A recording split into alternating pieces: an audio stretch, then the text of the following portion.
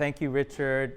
Tricia Gilson has been my fabulous tour guide, and Brooke and everyone else has been very helpful. I have to say that I'm not an expert. I'm here on a sort of expedition tour, excursion. I'm just starting to sort of scratch the surface, so please be nice with me if I say I don't get all my dates right. And let me rather, we talked about with Richard about to do a traditional sort of longer sort of bio, and I thought, well, why don't I explain why on earth I sort of decided that I'm interested in Columbus. And let me just do quickly then where I started. I started working on issues of the 20th century and how pedigreed architects sort of discovered builders and discovered buildings that weren't designed by architects and saw in those buildings value, primarily buildings from a pre-industrial world. And so the paradox there was just when architecture schools were actually beginning to come to in line, as they would say today. Architecture schools are recent like novelties of the 20th century. Trained architects suddenly discovered that there was a whole wealth of knowledge to be found in vernacular buildings, whether it's barns, in my case it was Italy, so hill towns, it was sort of a number of buildings that had, and objects that had escaped the attention. Unlike, everyone knew about Rome, Kelly, they had books and books for centuries, had written and drawn monuments of Rome, but it was the 20th century that actually discovered the ordinary things, ordinary buildings of the farmers. And that was my sort of first take. And just, it was architects like Sert saying, yes, this is what modern architecture looks like, but, the village fishermen of the Catalan villages got it all right, and they didn't even need to go to school to get it right. And this was, Raoul Haussmann, avant-garde photographer, going to Ibiza and saying, that's pretty modern, but I can do that too. Sert was doing that. So it was a kind of interesting dialogue. Corbusier discovering that, load-bearing sort of rubble would be just as interesting, and he designed this house for the patroness of the CM, the most famous sort of architectural congress for modern architecture, and he did it in rubble stone and flat roof. But it was not a conceit. It was, this is the Mediterranean, they don't have snow, and they don't need pitched roofs. So it was all about this idea of like, how do you learn from a tradition that was not a stylistic tradition? It was not, neo-Gothic, neo-Romanesque. It was about a sort of timeless tradition that was not sort of in a way bastardized by a kind of academic culture, or at least they perceived that. So it was a bit of a, and this is a famous one, Walter Gropius, that lands in New England, and he decides, though he cuts off the pitched roof, he does a wood building, to respond to the salt box typical of the Cape. Okay, that's my first phase of my life. Now, how do I get to Indiana? Well, by flukes and being an adoptive Texan for a while, I discovered Jane Blaffer Owen. And through my colleagues Ben Nicholson and others, I discovered what now I refer to as the avant-garde in the cornfields. How you could, in her case, Jane Blaffer Owen, sort of adoptive to Indiana by way of her husband, Robert Owen, who was the great-grandson of the great British socialist, Robert Owen. New Harmony was founded at the turn of the 19th century by the Harmonists that were emigres from Germany in search of their own utopia.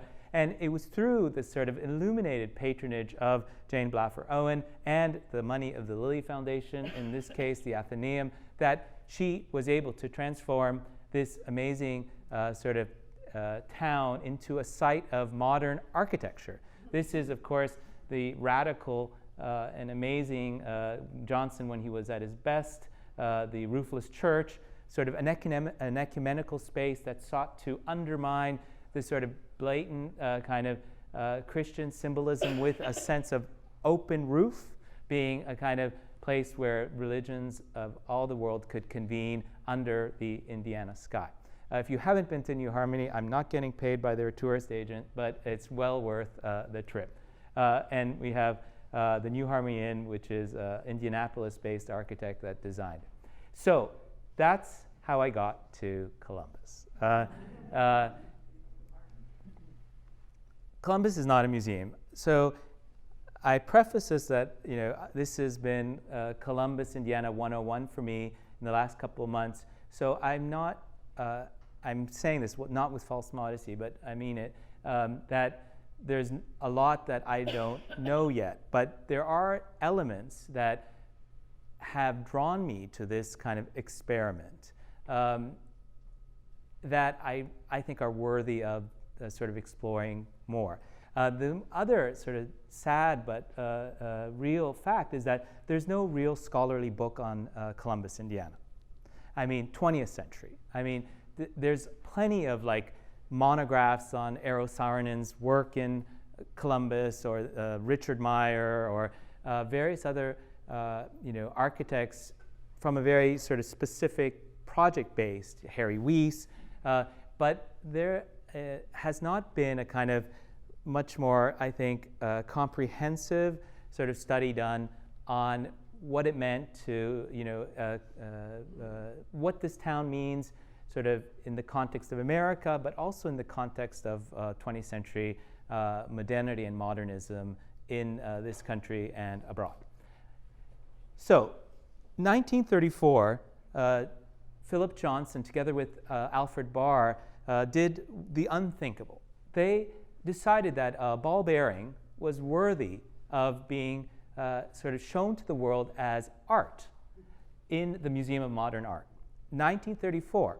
And they celebrated ordinary objects of the industrial sort of tradition and propellers. And so they began to sort of open up this idea that art could also be functional, and that art could also adapt or respond to changes in technology. For example, as a side note, I don't mean to digress, but for many, many years, artists refused to accept that photography was an art because it was a mechanical eye, or the presumption was that little did they take into account that framing is as much as an artistic choice as pushing the button. But again, these are issues that are still lingering at the late 19th century, turn of the 20th century.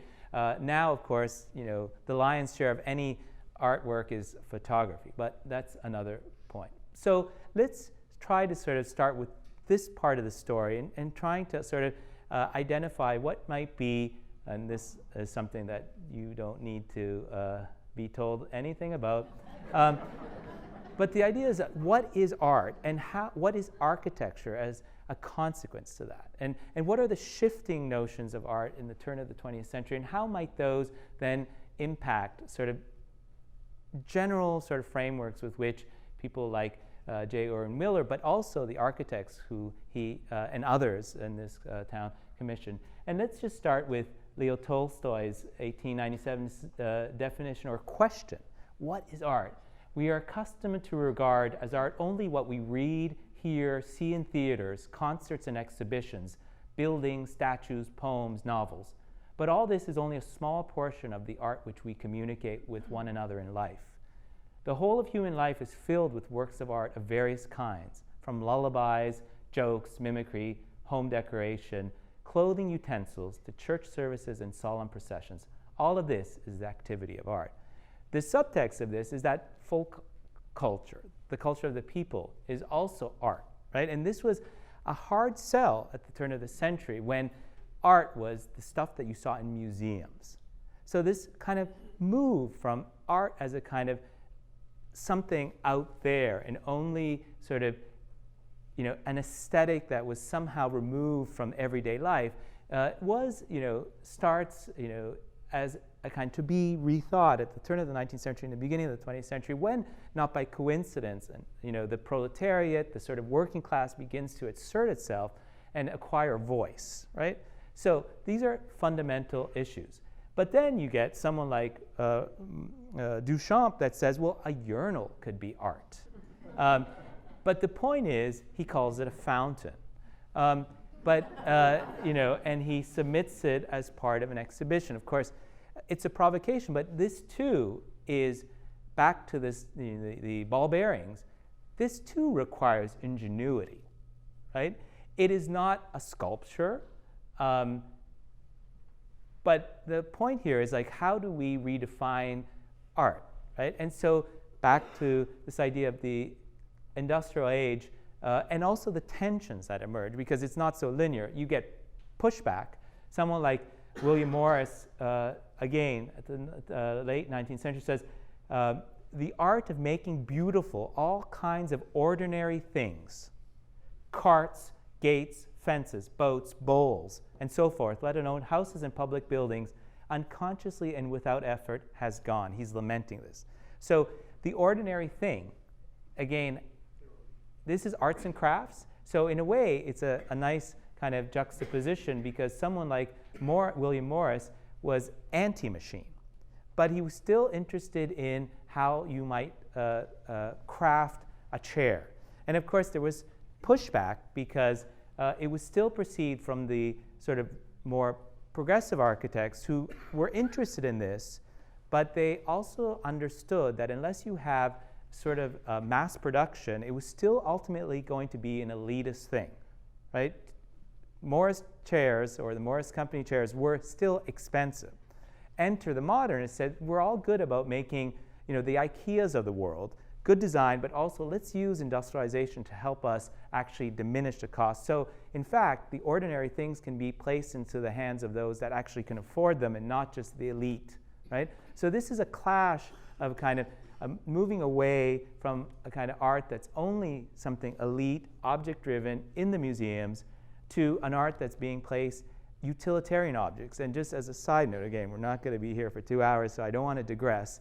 I talk too much anyway. The first time that utilitarian objects were placed in museums was only in the 30s of this century. Like, it was the idea of putting a bowl in a museum was anathema. It's like you only put sculptures and painting, right? Unless it was a special. But so that has radically changed, right? So who follows up? Machine art is 1934. Herbert Reed, the English art historian and critic, publishes in 1934 this very provocative book, Art and Industry. So again, trying to join the hand with sort of the machine. And as a side note, for those of you who are from Indianapolis, and I discovered this, I swear, just by total fluke, as it turns out, George Sadak was the designer of this cover, was actually longtime faculty at Indiana University before going to the Cooper Union.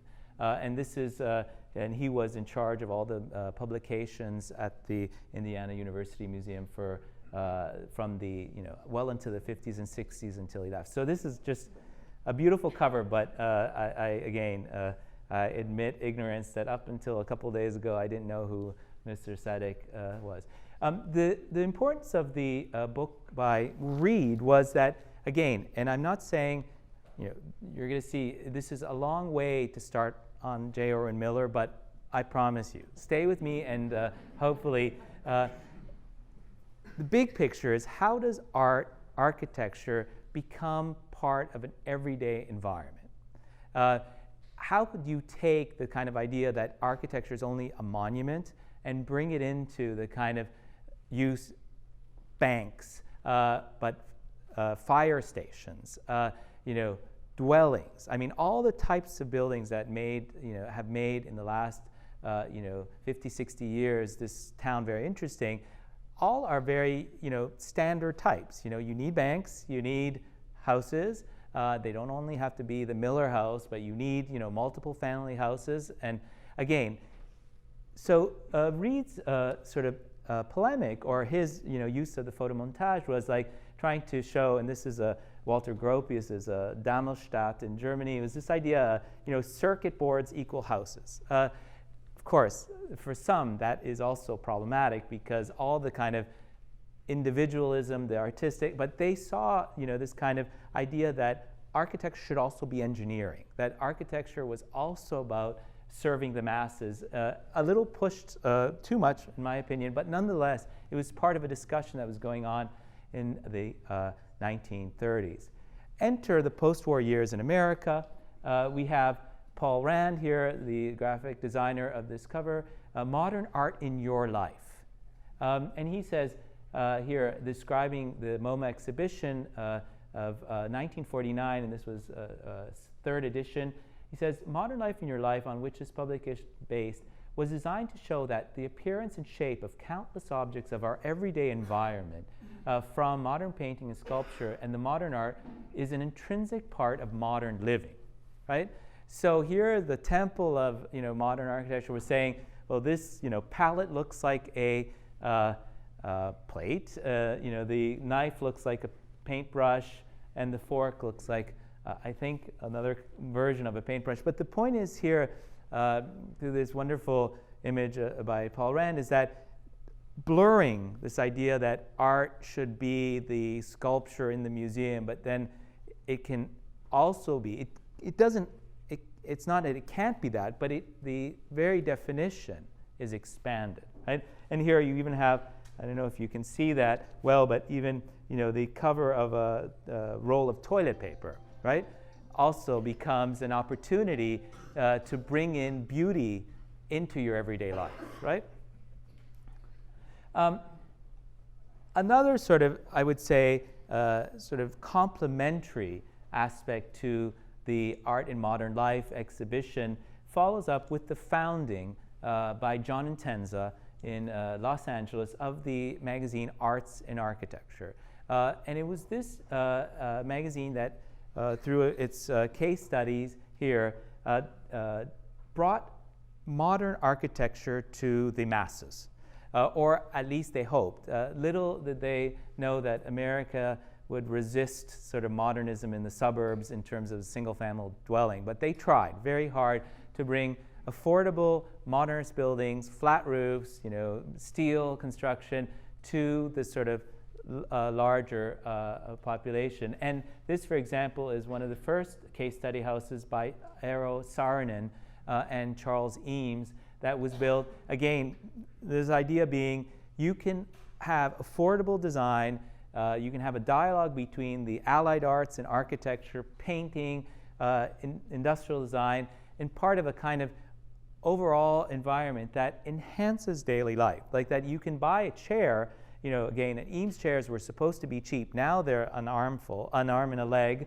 But the idea was that you could get affordable design that could enhance your life, but that could also sort of fit into a sort of context of informal elegance, right?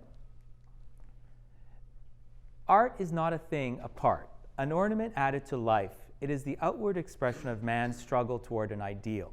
This was George Booth, who was at the time president of the Cranbrook Academy, which, of course, is at the very center of much of what Eero Saarinen does, this idea of sort of, it sounds a little bit over dramatic, but what the Germans would say, Gesamtkunstwerk, that is the total work of art that comes out of the 19th century. But this idea that you had to design, your cutlery, your sort of your wallpaper, your rugs, your architecture, so that everything would be part of this process. And so it starts again in the late 19th century, early teens, 20s, and then again it resurfaces very powerfully through a modernist aesthetic in the work of sort of the Miller House here. And it's important to remember that Alexander, that is Alessandro, he has a way too Anglo name. He was a total Italian and with a heavy accent for anyone who heard him. He was a big collector of folk art, and of course anyone that knows the tradition of Italy knows that the folk art and folk architecture has an incredible range of diversity, as do the dialects, right? That's where vernacular comes from. Of course, it's borrowed from linguistics.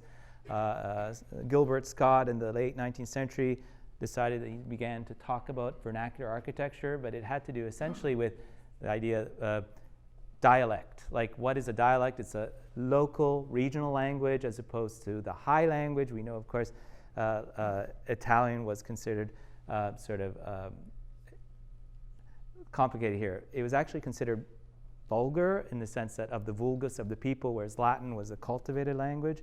And so the dialects were also problematic because they were too local. Anyway, but the point is, Alexander Gerard assembled an amazing collection of folk art, and which is now, if you go to Santa Fe. But so even this awareness of the people, and this is a little bit too much maybe for tonight, but there's huge debates here. Of course, there was the academics that said folk art is not art because it doesn't have authorship, right? Huge debate in the 20s and 30s. And others were saying, well, what if it becomes a DNA of like artistic life without authorship? Is that such a problem? Kubler wrote a very polemical and wonderful book, The Shape of Time, where he argued that, which was, you might think, well, it's obvious. Well, who cares if you can't identify Mr. Smith did this and Mr. Or Mrs. Smith did that? But you know, academics get lost in a teapot at times, right? So the point is, there was a big debate of why is folk art better or less interesting than? Okay, so again, we're getting to Miller eventually, but what is the post-war equivalent to folk art? You know, the farmers begin to disappear. You know. The Monsantos of the world enter the world, but what is the equivalent? Popular art, you know, who are the people? It's the middle class. It's the Brillos. It's the Andy Warhols of the world. Popular music is no longer, you know, folk. It's like pop music, right? Truncated, right? So there's a kind of very interesting continuity, but it moves essentially from a kind of pre-industrial world to a world of commerce and stuff like that, where, you know, lollipops become objects of attraction, ham, etc. But the single most sort of, I would say, architecturally speaking, one of the greatest, you know, kind of promoters of a sort of sophisticated popular language, of course, is Robert Venturi and Denise Scott Brown, that took sort of ordinary objects of commercial vernacular and celebrated them, right? This, of course, is the unbuilt. Maybe I'm going to be very unpopular tonight if I say I think this would have been way better than what they sort of this very bombastic sort of. This is a beautiful entry where very playfully sort of does not want to be fancy. So this is an interesting element that I've like. If there's anything that a line of continuity that I think is very interesting about the modern architecture that is built in this town has been, it tends to be one story or like horizontal. It tends to be contextually sensitive. I'm not saying that that makes it less innovative, but it tends to be sort of responsive to a certain kind of existing fabric, right? Which is kind of interesting, especially since modernism got the bad rap of being acontextual, object building driven. So someone like, you know, Robert Venturi introduces us and you know, celebrates the kind of commercial vernacular, right? In a way that others, you know, sort of reject it, right? This is a famous Peter Blake, God's Junkyard, where he's decrying this sort of move from the kind of Merritt Parkway idyllic in nature to the kind of Los Angeles street. And the kind of passage that I'm talking about goes from the log cabin through the trailer, right? So it's a very interesting sort of, this is a brilliant drawing that Charles Moore, a former Yale dean, and Yale, we'll talk about this is the kind of post-war connection at least. Yale was America's most sophisticated, the Yale School of Architecture, most sophisticated center of discussion of how the vernacular could impact high architecture. Through Charles Moore, through a number of Vincent Scully and many others. Bob Venturi, so here he's having to tell you that he's a monument, this building. You can't figure it out, which is a beautiful and poetic way of sort of, changing the register of sort of an obvious kind of, you're reading the sort of formal qualities to sort of being told. Here on the Venturi Scott Brown website, they write, the building committee for fire station number 4 requested an ordinary building. See, this term comes up again and again. And as a side note, here you're going to see how crazy academic publishing is. When I first went to pitch my book on Italy, I wanted to call it Ordinary Things, subtitle, long academic, verbose title, but I wanted to use Ordinary Things, and the publisher did not allow me to use ordinary because they were afraid of the sort of, it's a double-edged sword. Ordinary can be, if you get it, can be beautiful ordinary, or if you don't get it, ordinary can be pedestrian, right? And so it's just this kind of, and that kind of difficult balance, and all about how you're able to make it work. And here it says, an ordinary building that was easy to maintain. By placing the required hose tower in the front and making it semicircular, it is absorbed in the facade, giving a monumentality to the otherwise small building and reflecting its civic importance. This crisp, functional building creates an appropriately ordinary, yet distinctive image for the rescue and social activities associated with a community fire station. The single most sort of, I think, important sort of continuity of the Venturi legacy is this wonderful, ordinary, but interesting building, where Deborah Burke took just a box and very sort of had the very amazing intuition that you needed something to sort of distinguish your building, and also in response to the ubiquitous car, because that's where people would see it. And so you have this light, sort of lantern of light that functions as a 24/7 sort of advertising for that building, and yet it's essentially a rather simple but kind of intelligent use of this type of ordinary building.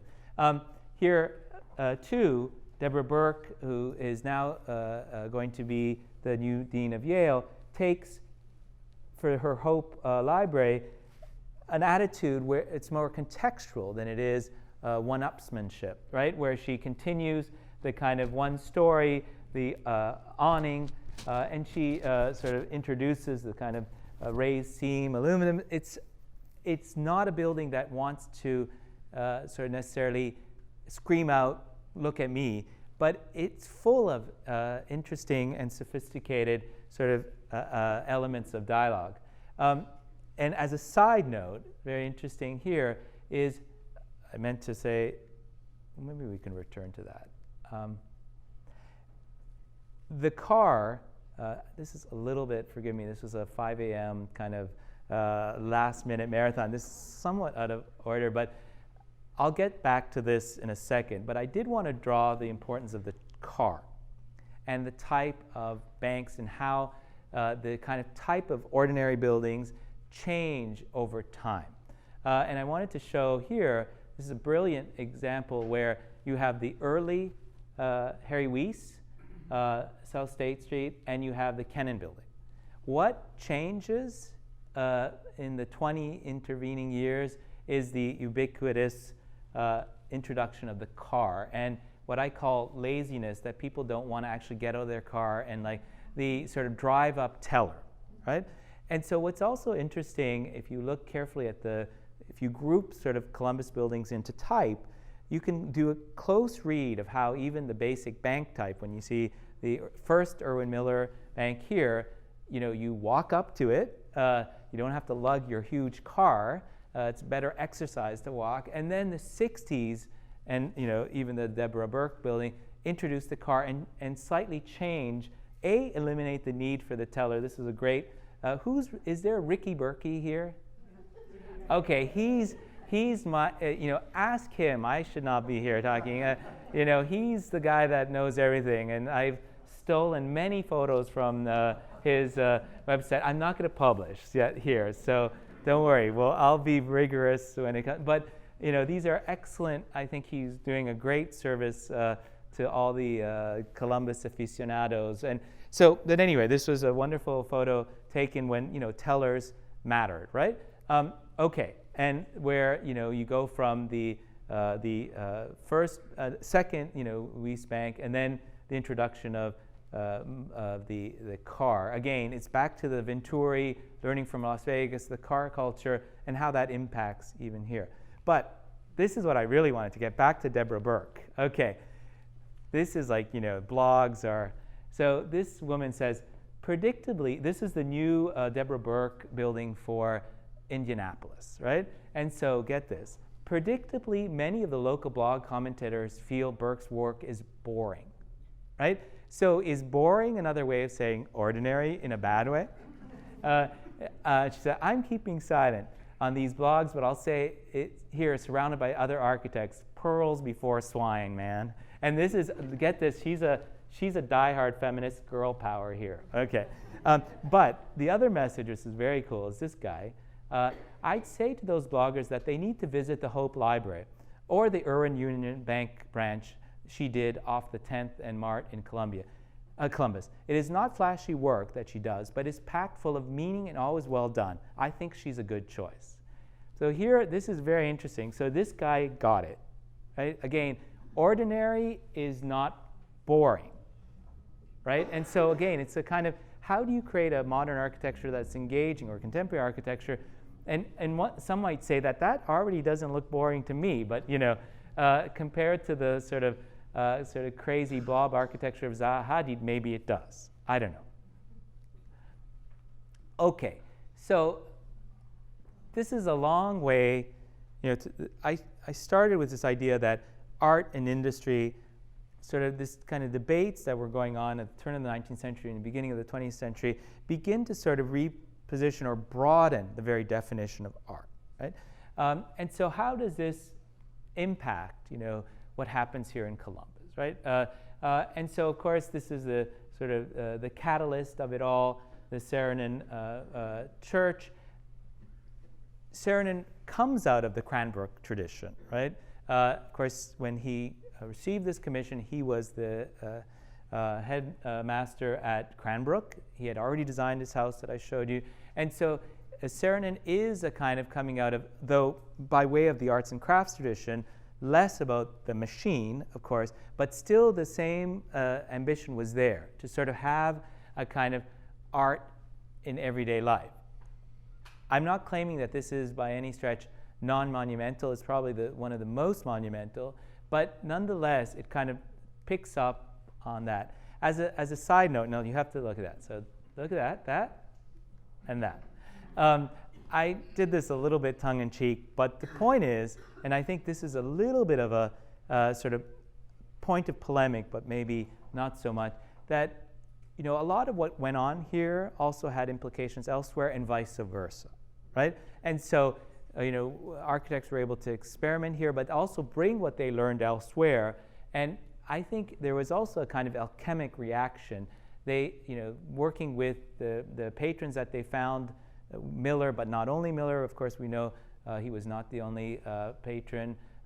People like the Hamilton, Costco, all that stuff was going on. But so there's a kind of, Columbus is also porous. I think the one thing, that is a risk is to sort of think that Columbus is the center of the world. I mean, or that, I know that you all, but the risk is that you do disservice to both. Like, it's a kind of laboratory, but I would say is a crossroads, and crossroads are porous.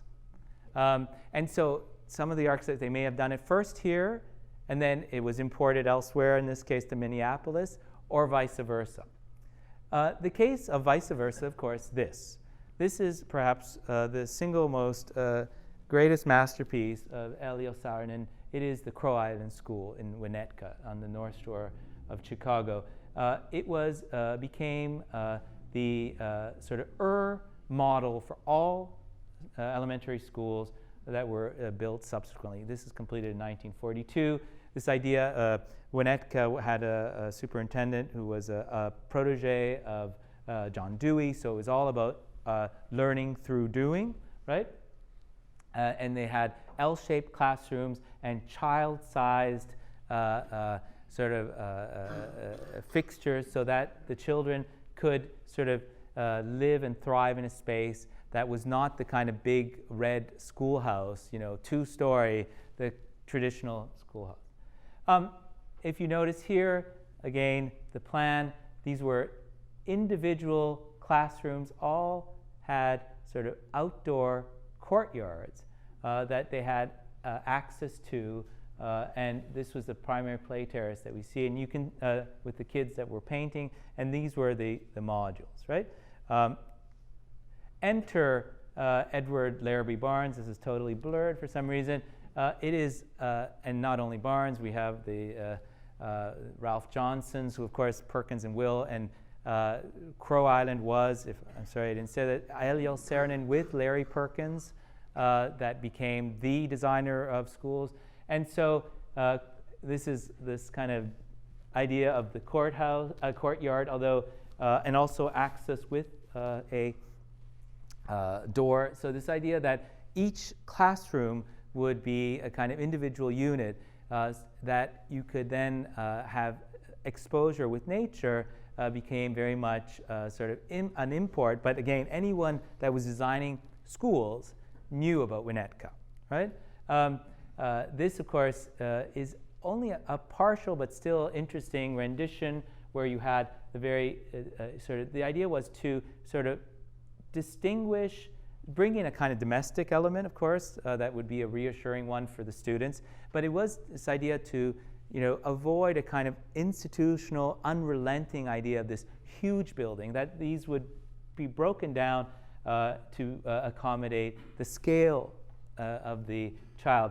This, of course, now is full of tar because now parents want to drive their kids to work and kids to school, as opposed to when kids just walk to school. So it's very interesting to see how these schools, and this is interesting for the preservationists in this audience.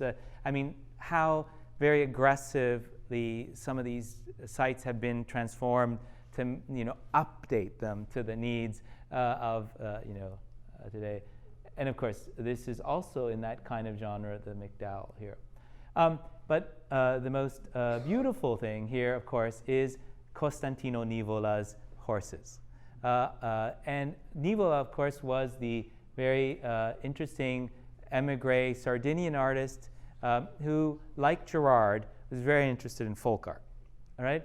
And just at the same time, these are, of course, the Richard School. Apparently, and Trish and I were there with the principal wanted to show us, they're in fiberglass, wanted to show us 2 examples that are left, but we were unable to trace them down. Of course, this is Nivola had, at the same time, this was completed in '65, Nivola used the stone versions to sort of create this beautiful playground in New York. So again, these are kind of overlaps. And so Nivola writes, the trouble with architecture today is that it lacks the vitalizing touch of the artist. Buildings are made with rulers, so naturally a building is a mechanical landscape, but it needn't be. For the touch of the painter or sculptor humanizes a building, the contribution that color and form can make in solving space problems has hardly been explored. So again, here, and this is Nivola's mural, of course. Nivola worked with Le Corbusier and many others, Breuer. So this was a moment when, again, art, architecture in life. So beauty doesn't have to be found only in a museum. Even kids can, in the projects, can have access to beauty, right? So there's a kind of subversive agenda to these artists and architects that were interested in breaking down the barriers, okay? Just as a side note, of course, this is Barnaby again, very same profile. This is Haystack Mountain. So they may have, architects copy all the time. The question is, do they improve what they found, or do they just, or they do bad copy? And so this is a kind of idea. This is the same, virtually the same section that the Richard School, but instead of cladding in brick, it's clad in shingles. And a case, this idea of the ordinary as it sort of morphs into what Scully referred to as the shingle style today. This was late last night. Tricia was kindly, driving me around, the neighborhoods. And so here too, you have a kind of very interesting sort of collective housing, that brings, this is subsidized housing, but this is a very important point here, and which I think is key to the idea of art and architecture in everyday life. Like, it could also serve as a catalyst in neighborhoods that are underserved. And this is one of the things that my most important learning curve while I've been here in the last couple of days is that what I realized is that I had been way too focused on downtown. It's easy to focus on downtown. In fact, the more subversive and important architecture was when you were going into, areas that were actually underserved. And we were joking with Tricia in the car. This looks like Meth Alley, where Pence Place is. And I say, but that's why maybe I can't say this race. But the point is that makes it even more important, and because it goes back to the original, and that's where I think that Miller and his closer milieu understood that architecture could serve as a kind of catalyst for improving neighborhoods, improving the overall, not just for the rich, but if you could sort of transform, introduce sort of, I would love to go live in there, frankly. It's like they were very interesting. This is Gauthamy Siegel. Anyway, so you get what I'm trying to say. And that's back to Columbus is not a museum. And these buildings were not all meant to be museum, objects. They were, and if you look at the kind of variety of the types, like, the school, the, housing, you can see that how so much of the Columbus architecture is not just, the Cummins headquarters, and this is one of my other favorites, and again, I'm using this example as showing that Columbus is part of a dialogue. Of course, this is the Francis Smith School by John Johansson, and which I think is an amazing sort of organic building. And then, the Mummers Theater, they were completed almost simultaneously, right? So you go from a school to a theater, right? And there's a real sense of kind of that Columbus facilitated a kind of experimentalism that could be used elsewhere, right?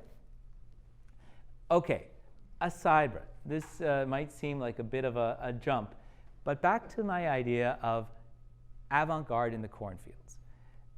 A lot of the whole modernist trope of to be modern, you needed to be in a metropolis, right? So there's a famous, Baudelaire, Charles Baudelaire speaks of the heroics of everyday life. This idea, Walter Benjamin talks about, the flaneur, the kind of intensity, the experience of being in a metropolis, right? So that was for many, many decades also very much part of this kind of standard narrative.